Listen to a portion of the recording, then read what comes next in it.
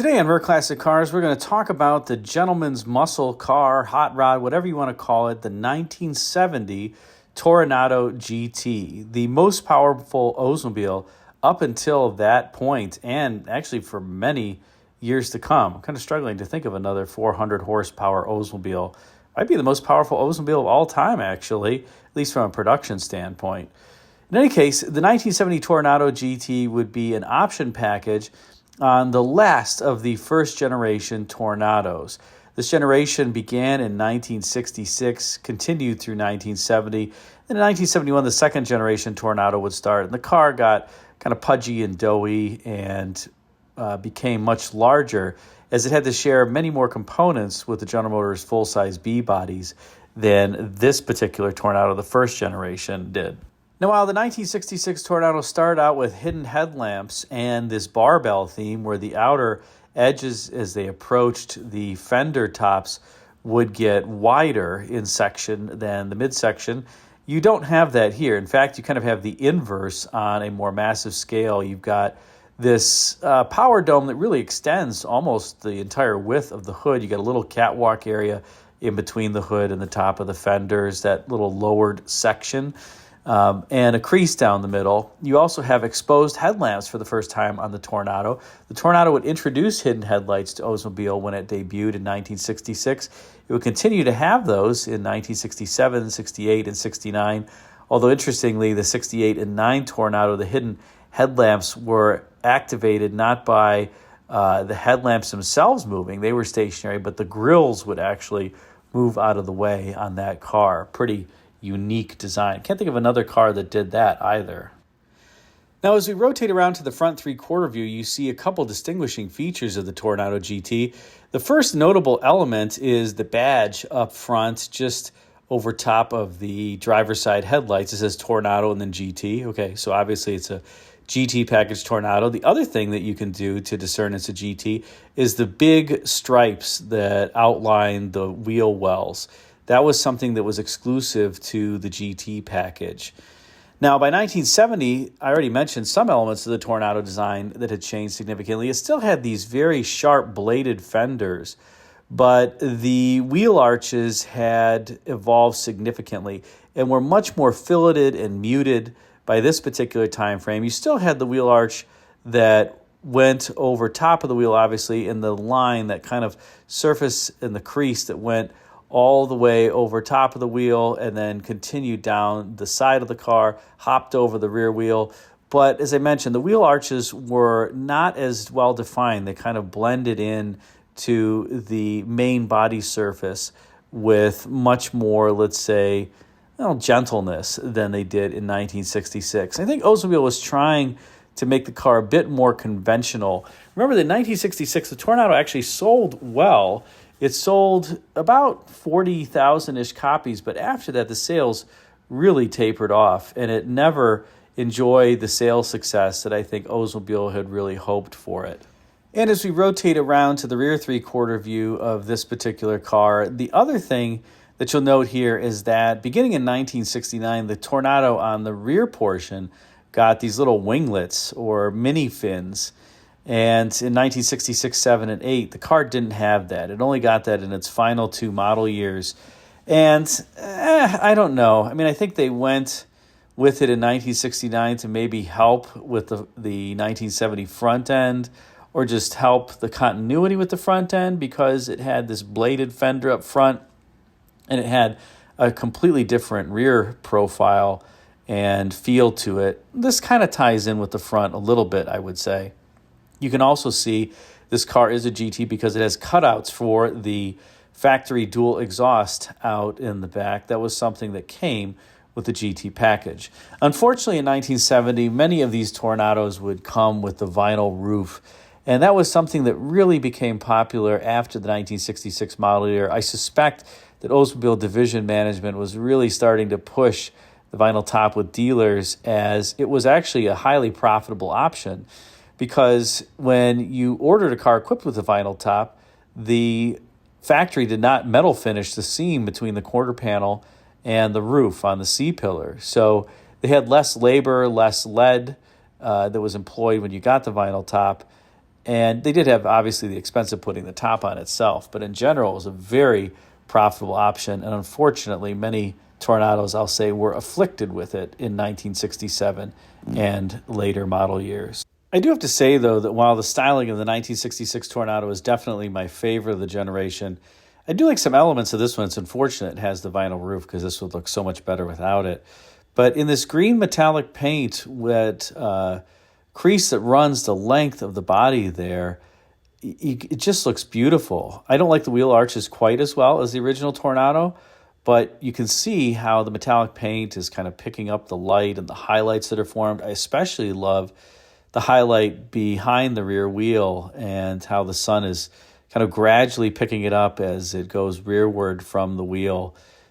Just beautiful. And it's, again, not as good to my eye as the original, but sure isn't bad. And I should point out, we're talking about the Toronado GT and various elements of the option package. This was not a popular option package for 1970, with only about 5,300 of them produced in that model year. So finding one of these Toronado GTs is quite hard, and they're starting to become very collectible. This particular one, which was in good shape, I'd kind of call it a 3+ on a 1 to 5 scale, a solid driver plus, went for $40,000 on Bring a Trailer. And that means, a mint condition number 1 car or a number 2 car is going to bring potentially even more. So collectors are starting to appreciate them, in some cases even more so than the 1966, which doesn't entirely make sense to me, but it's probably because of what is under hood, which we'll talk about more in a second after we describe the interior. Now, while the exterior styling of the 70 Tornado isn't necessarily a letdown, what is for me is the interior. And, well, there's a number of reasons associated with that. By this point, General Motors was really trying to save money on some of its interiors, and the original 1966 Tornado lost a little bit over the years with this 1970 variant. The 1967 Tornado interior I actually think was better than the 66 with the buttons and biscuit interior. But by this point, it looks like it had been kind of tamed and toned down. The other thing is the faux wood grain in this 1970 Tornado. No matter which one you have, they always look a little bit jaundiced, and it just doesn't feel like it fits with the car. It doesn't need some fake wood grain, and the wood grain that Oldsmobile used was, I would say, unconvincingly fake. Of course, you have the flat floor up front because this is a front-wheel drive car with no transmission tunnel.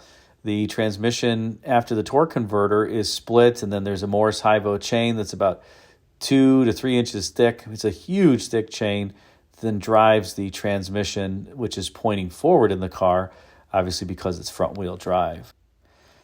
And at least the seats in the 1970 Tornado were halfway decent, this kind of vinyl cloth mix.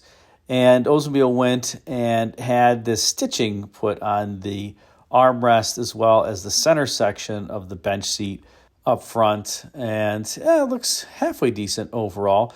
This car is equipped with power windows, and everything was optional on these cars back in the day, although the GT did get you some optional equipment as standard. And of course, by this point, you do have headrests as well. One of the relative low points of the overall car is the trunk space. And while it looks pretty big in this particular photo, I can tell you from owning a Toronado of this generation, the trunk isn't horrible, but it's not all that large. It's not very tall. It's decent in terms of depth and width, but you can't really stack much upright. And I would say it's better than the Riviera because the Riviera had the spare tire underneath the load floor. Whereas the Tornado, you can see the spare tire is positioned at the front of the trunk. Same with, or I guess I should call that the rear of the trunk. Same with the Eldorado. So you did get a little bit more space in the loading area than you had with the Riviera. But still, it wasn't all that great. And I think that was one of the downsides of these cars, was just the overall smaller amount of space. And perhaps one reason why the car was so much more successful when in the second generation it went to the full-size B-body. Those had a huge trunk that you could fill with anything that you wanted, as well as more interior room.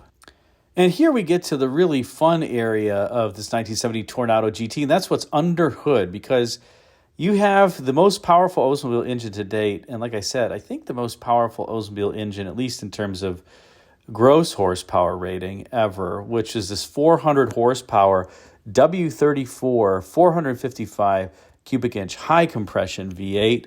Wow, that was a mouthful, but you got 25 more gross horsepower than the standard Toronado V8, pretty much through a, let's say, lumpier cam, although these engines are still quite smooth. They're just not they're not as smooth as the standard variant. But this was a Toronado exclusive engine, an engine that you could not get in any other Oldsmobile. The 400 horsepower was exclusive to Toronado, and unfortunately there's really nothing under hood that looks all that special. It looks just like a regular old Oldsmobile 455 cubic incher. It would have been nice if they put something like they used to in the old days, like Oldsmobile would paint their engines red if they were premium fuel versus black, or they would have the labeling on the air cleaner saying Starfire for, the most powerful engine. But that was all gone by this particular point in time. I suspect they just wanted to use the same air cleaners and the same decals and things on the Toronado. But it is a different engine under hood. Now, interestingly, you didn't have to get the Toronado GT to get the W34 engine. It was optional in any of the Tornados for 1970. So you just had to get a 1970 Toronado and you could get a W34 engine, but you didn't get the cutouts in the bumper for the dual exhaust. You didn't get the pinstriping that I mentioned around the wheels and some other elements of the Toronado GT package. So I guess if you're going to opt for it, you might as well opt for the entire thing. Now, in terms of gross horsepower, this was really the year for General Motors and its 400 horsepower variants. Why do I say that? Well, under hood at Cadillac for 1970 in the Eldorado, you got a standard 500 cubic inch V8 making 400 horsepower. There was no option, so you could just get 400 horsepower there in your Eldorado if you wanted, but of course you were paying more than the Toronado if you wanted the Eldorado. And there you have it, the 1970 Toronado GT. Now, one other unfortunate thing about the 1970 Tornados is the colors they were available in. I think the green one was a color called Ming Jade, and this particular yellow ochreish one might be Sebring yellow. Not necessarily my favorite. The Ming Jade, actually, I think would be a great color for the car. Sans vinyl roof. Just get rid of that vinyl roof, and the car would look infinitely better in one color, especially with that dipped interior to match the exterior. But the kind of yellow ochre color that you see on the Toronado here, I don't know. But after all, it was the beginning of the 1970s, the decade of excess. And so if you wanted a car, you had to be seen. And to be seen, I guess you had to get a, interesting color. So there you have it. What do you think of the Toronado GT? These are actually appreciating pretty well overall. And I think that the Toronado in general is really starting to find its momentum, particularly the first generation. The second generations haven't been that popular, although they sold well. And I suspect that they will continue not to be all that popular aside from the 1971-72 generation that had the smaller bumpers on the front. But these 66 to 70 Tornados are coming into their own. I think the 66 is the most collectible, probably followed by the 1970 model year. The 1970 GT may even surpass the 1966. And then the other years, the 67 probably comes after that, and then the 68 and 69 would be a tie after that. But they're all great cars. The only thing about the Tornados is the build quality, amazingly, compared to the full-size Oldsmobiles, wasn't nearly as good. And you could see that in the pictures of the interior that I was showing. Even though that car wasn't a high-mileage car, the interior just didn't look as fresh as it would if it were a full-size Oldsmobile. That was their Achilles heel all the way from the beginning. Even Car Life magazine, when they tested the Toronado in 1966, remarked that parts were falling off and it was a bit of a rattle trap. And it kind of was, if I'm honest, but a rattle trap that looked great with an excellent engine and transmission and generally good reliability overall. Put a comment in the comment section. Let me know what you think. Thanks again for watching.